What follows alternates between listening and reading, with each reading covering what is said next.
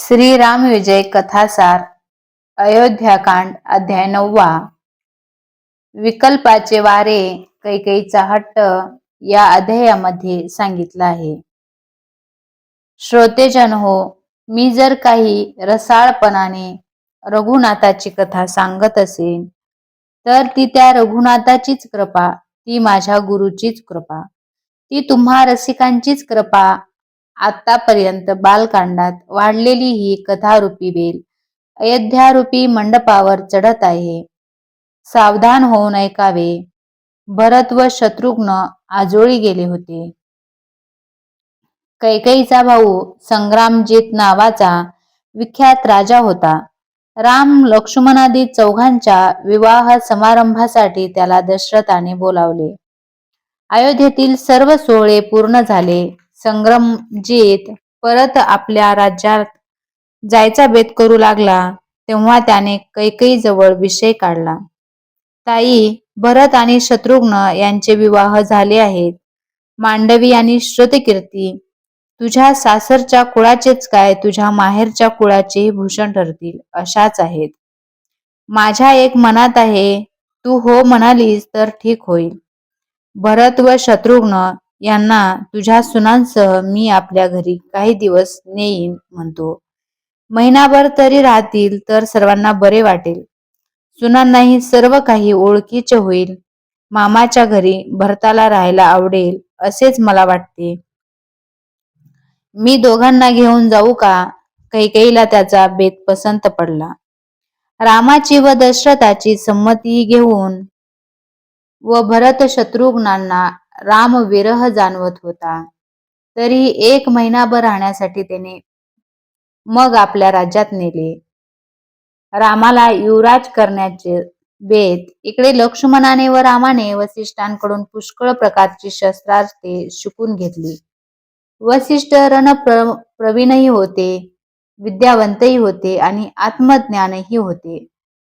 रामाने एक दिवस लक्ष्मणांसह सभास्थानी जाऊन सर्वांना आपल्या दोघांच्या पराक्रमाचे व अस्त्रविद्येचे प्रत्यक्ष दर्शन घडवले आणि दशरथाची व वसिष्ठाची मर्जी त्या दोघांवर फारच बसली. एके दिवशी आपण वृद्ध होत आहोत हे लक्षात घेऊन दशरथाने आपल्या राज्यावर पुढे उत्तराधिकारी कोणी असावे यासंबंधी वसिष्ठांचा विचार घेतला. रामच सर्वांचा जास्त प्रिय होता.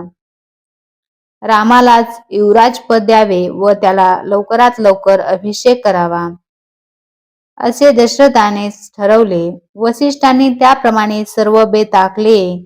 चैत्रातील गुरुपुष्य योग त्यासाठी योग्य काळ ठरवला. 4 दातांचा पांढरा हत्ती, शुभ्र अश्व, तेजस्वी छत्र चामरे, 5 प्रकारचे पल्लव, 7 प्रकारच्या मृत्तिका, 4 समुद्राचे जल, दिव्य सिंहासन यांची व्यवस्था केली. मोठा विस्तीर्ण मंडप घातला. देशोदेशी त्वरेने दूत पाठवले. राजे लोकांना निमंत्रण गेली. ब्राह्मणांना वेद पठण करावयास सांगितले. राजमंदिरे सजवली. रामाला दशरथाने आपला बेत सांगितला. आपला मृत्यू जवळ आला आहे. आपला व तुझा वियोग होईल अशी भीती वाटत आहे. तेव्हा तुला युवराज करावे असे मला वाटते. रामाने पित्याची आज्ञा शिरसाबंदे मांडली. लक्ष्मणाने म्हटले, मी रामाची सेवा करीन. हे ऐकून दशरथाला फार संतोष झाला. विकल्पाचे वारे त्यांचे हे बेत मोठ्या धडाक्याने चालले होते तेव्हा गगनात देवांना मात्र वाटू लागले. एकदा राम अयोध्येच्या राज्यात गुंतला की मग तो रावणावर कशाला स्वारी करील, त्याचे काय अडणार आहे. तेव्हा काहीतरी करून हे राज्य रामाला न मिळले चांगले. नाहीतर अवतार कार्य राहणार एका बाजूला आणि सगळे प्रयत्न फुकट जाणार. देवांनी विचार केला, विकल्पाला अयोध्येत पाठवावे.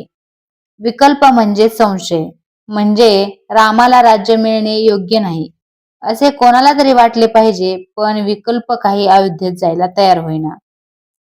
तिथे तर जो तो आनंदात होता. कोणी संशयाला आधारच देईना. विकल्प कुणाच्याच मनात शिरू शकत नव्हता तेव्हा देवांची मोठी पंचायत झाली.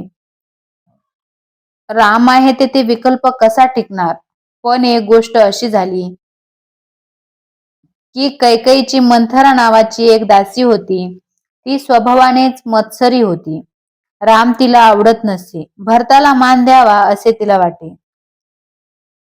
कैकेयीच्या मुलापेक्षा कौसल्याच्या मुलाचेच लाड जास्त होतात असे पाहून ती जळफळे. पण कैकेयी जरी मानी असली तरी ती रामाचा दुरावा कधीच मानीत नसे. पण मंथरा नेहमी राम निजलेला असला तरी केर काढताना रामाच्या अंगावर उडेल असा काढी. एक दोनदा रामाने तिला असे करू नको म्हणून सांगितले पण ऐकत नसे. रामाने एक दिवस तिला सांगितले, तू हे कुकर्म करतेस त्याचा परिणाम असा होतो की जो दुसऱ्याच्या अंगावर केर उडवतो तो कुबडा होतो. तुझ्या कर्माचे फळ म्हणून तुला कुबडे व्हावे लागेल. राम तसे म्हणाला तेव्हा मंथरा तात्काळ कुबड येऊन विरूप दिसू लागली. मग रामाला ती शरण आली. तेव्हा रामाने तिला उशाप दिला, मी कृष्णावतारात मथुरेला येईल तेव्हा तुझे हे वाकडे अंग सरळ करीन तोपर्यंत तुला हे व्यंग धारण करावेच लागेल. अशी मंथरा मनातून रामाचे वाईट चिंतित असे. एक दिवस ती बाहेर अरण्याच्या जवळ गेली असता एका झाडाखाली बसली. त्यावेळी तिच्या मनात विकल्प शिरला. तेथे एक फळ पिकलेले पडलेले होते. त्याचा मोह होऊन तिने ते भक्षण केले. मग तिच्या मनात आला कैकेयीच्या भरताला राज्य मिळावे. का मिळू नये? लगेच ती परत आली व कैकेयीला म्हणाली, तू अगदीच भोळी. कौसल्याचा राम पुढे राजा होणार आणि तुझा लाडका भरत मात्र त्याचा दास होऊन राहणार. नाहीतर राम भरताला मारून टाकीन, नाहीतर देशोधडीला लावीन.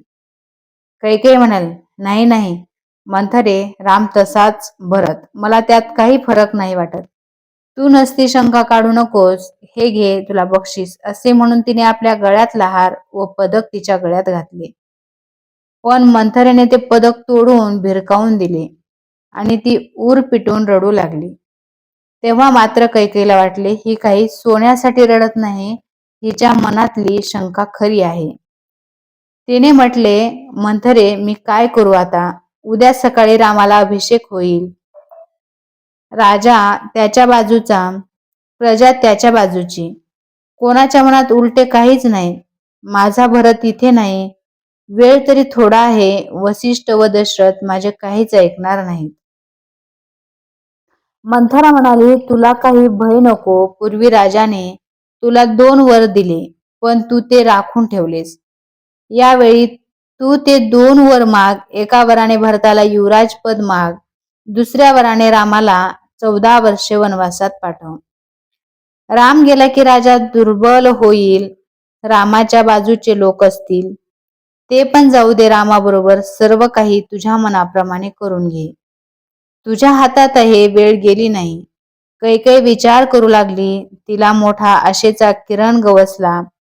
कैकेयीने त्याच वेळी ठरवले की दशरथ आज रात्री मंदिरात आला की हट्ट धरायचा.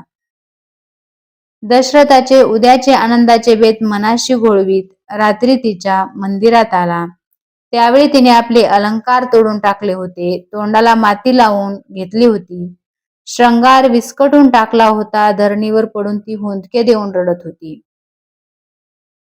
तिची ती अवस्था पाहताच दशरथ एकदम थबकला. त्याने मंथरेला विचारले, काय झाले ग माझ्या राणीला? मंथरा म्हणाली, काय माहीत, मघापासून असंच करतायत. मी विचारलं तरी सांगत नाहीत. आपणच विचारा. दशरथ पुढे आला. तिच्याजवळ गेला. कैकेयी, तुला भरताची का आठवण येते? तू का रडतेस? मला सांग ना. काही बिघडले का तुझे? मला सांग ना. डोळे पुस. भरल्या राजप्रसादात उद्यावर एवढा सुखाचा सोहळा असता तू का रडतेस? तो कैकेयीने त्याचा हात दूर लोटून दिला. जमिनीकडे तोंड करून डोळे दोन्ही हातांनी चोळून ते मोठमोठ्याने रडू लागली. राजाने तिचे हात धरले. तिचे तोंड वर वळवू लागला तर ती त्याला दूर ढकलून म्हणाली, कशाला खोटे सांत्वन करता? माझी आठवण सुद्धा नाही तुम्हाला. सगळे राजकारण रामासाठी. दशरथ चरकला. मनातून तो समजला. कैकेयीचे डोहाळे त्याला आठवले. तो पटकन तिचे पाय धरून म्हणाला, प्रिये, तू काहीही कर, पण रडू नकोस. मी रामाला उद्या युवराजपदी बसवणार आहे. या समारंभात तू अडथळा आणू नकोस. तुला काय हवे ते माग. कैकेयी डोळ्यांवरील हात काढून रडवलेल्या मुद्रेने राजाकडे पाहून म्हणाली, बघा हो, नवीन काही मागणार नाही मी. मला तुम्ही स्वर्गात देव दानवांच्या युद्धाच्या वेळी 2 वर देऊ केले होते, तेच द्या म्हणजे झाले. पण वचन भंग करू नका. एवढेच ना? अजूनही माझे वचन कायम आहे. तू माग. तुला काय हवे ते. मी नाकारणार नाही. मग द्या, दोन्ही वर द्या. एक वर असा मागते की रामाला युवराजपद न देता माझ्या भरताला ते द्या. दुसरा वर असा मागते की रामाला 14 वर्ष वनवासात पाठवा. वल्कले नेसून सैन्य न देता, राज्य वैभव काही न देता. पहा, तुमचे वचन तुम्ही पाळा. राजा पाहतच राहिला. हे काय भलतेच मागून घेतले या कैकेयीने. त्याला वाटले आपल्यावर वीजच कोसळली. या कैकेयीच्या पाया पडला. मंथरेला सांगू लागला, हिची तू समजूत घाल. मंथरेने खोटी खोटी समजूत घातली, पण ती हट्टच सोडेना. राजा म्हणाला, राणी माझ्या लाडके, असं काय करतेस तू? दुसरे काहीही माग, मी देतो. पण त्या सावळ्या रामाला नको वनात पाठवू. पहा, मोठे वचन पाळणारे आता वचन मोडणार तुम्ही. रामच तुम्हाला आवडतो, इतर डोळ्यांसमोर नकोत म्हणत भरताला तुम्ही माझ्या माहेरी जायला आजोळी म्हणूनच लगेच पाठवले. तेव्हाच तुमचे ठरले असतील हे कपटी भेद. राजा ऐकताच छातीवर गदा प्रहार झाल्यासारखा जमिनीवर पडला. गडबडा लोळू लागला. राजा शोकग्रस्त होऊन निचेष्ट पडला. सकाळी सुमेध आला. पाहतो तो राजा भूमीवर पडलेला, अस्ताव्यस्त मुकुट इतरत्र पडलेला, डोळे सुजलेले, मुद्रा फिकटलेली, केस उसकटलेले, कसाबसा शुद्धीवर. हे काय महाराज, हे काय झाले? दशरथ काही बोललाच नाही. सुमंताला काय करावे ते कळेना. तो काही बोलणार तेवढ्यात कैकेयी म्हणाली, सुमंत, तुम्ही रामाला इकडे बोलवा, मी त्याला सांगते काय प्रकार आहे तो. तिची मुद्रा पाहून सुमंत चपापला. दशरथ उसासे टाकीत होता. डोळे उघडून त्याने एकदा सुमंताकडे पाहिले अचेतन दृष्टीने, आणि पुन्हा त्याने डोळे मिटून घेतले. सुमंत घुसमटला, पण लगेच तो रामाच्या मंदिराकडे गेला. रामाने त्याचे आदराने स्वागत केले. रामचंद्रा, दशरथ महाराजांनी तुला कैकेयीच्या मंदिरात बोलावले आहे, सुमंताने त्याला सांगितले. अध्याय 9 समाप्त.